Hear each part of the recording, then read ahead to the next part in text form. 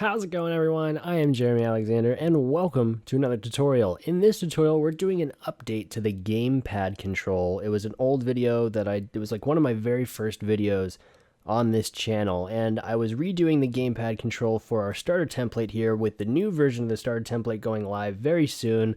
I thought it'd be fun to just kind of go over the gamepad controls again because there's one thing that my old video was missing, and that was limiting the y-axis, and it was such an annoying problem for me.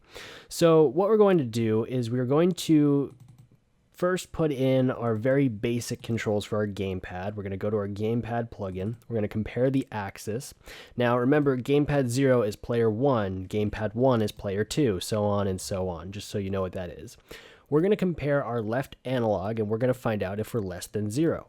If we are, then we're going to move our player to the left. So to do this, for me, I'm going to, right now, I'm going to move the mask to the left, and I actually put our flipping into a function. Now, I think in the future I'll put our movement into a function as well, but for right now I'm just going to kind of copy and paste that in. Okay, so now that we have this moving to the left, let's copy and paste again.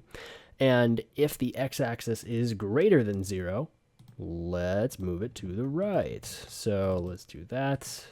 I see that I did not copy over the flip function. We'll do that in a second. Let's copy and paste this again. And now I just want to have my jump control. So my jump button right here. If I press A, then we are going to jump. Let me get my flip control real fast. So if we flip to the right, we are moving to the right. And if we flip to the left, we are moving to the left. Cool.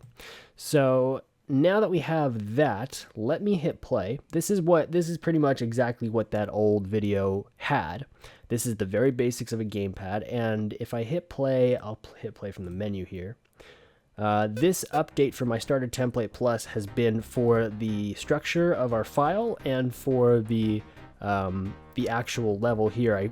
I've included the artwork we've been using for our linear platformer, and I'm really excited to have this in here because now even I can use this as a very quick framework to start my games.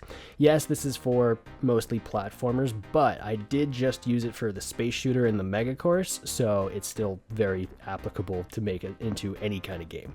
So all I have to do is hit A on the gamepad to activate it. That's something that we're going to do when we have a menu update, which is going to be the following update after this update for the starter template. So we're going to make sure that we activate our gamepad properly, but right now all you have to do is hit A, and it looks like it's working pretty fine.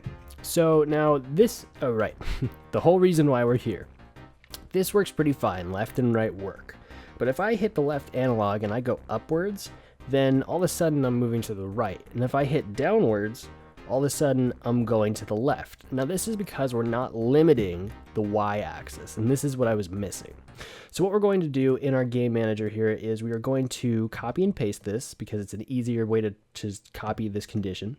We're going to go to this condition here, and we're going to make this into, this is going to become an AND statement. We want to find out if the left analog x-axis is less than 0, and if the left analog y-axis is greater than, then what we want to do is we want to get the gamepad dot axis for this gamepad. This first 0 means that, and the second means the index. So this is our gamepad, and this is our index. So don't worry about that because all it means is we want to find out where that y-axis is, and we want to limit it so we're only operating on what would be left, and we're limiting upwards movement.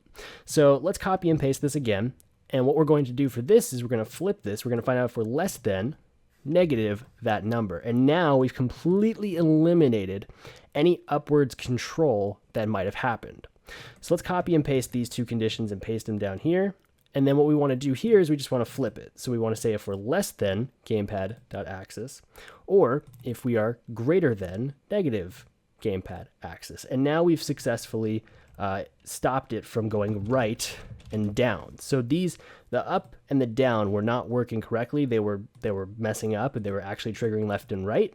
And now we've completely eradicated them from our gamepad. So let me hit A, and now if I hit up on the left analog, it won't work. If I hit down, it's being limited to left and right only. So that's how you can do that. Hopefully this tip comes at a good time for you to put into your game. I mean, I think so. Hopefully this is the right time for you. If you're watching this, of course, this is the right time, but here's an updated version of the GamePad. If you're interested in the Starter Template Plus, this version will be out this weekend, so you can check that out in the description below. There's already a current version out for $9 on the Skira store, which you can download and buy. So that is it for this tutorial. Thank you so much for watching this. If you did like it, leave a thumbs up and comment below. Also, join our Facebook group for some discussion. It's pretty fun so far. Thank you so much for watching. As always, I'm Jeremy Alexander, and I'll see you next time.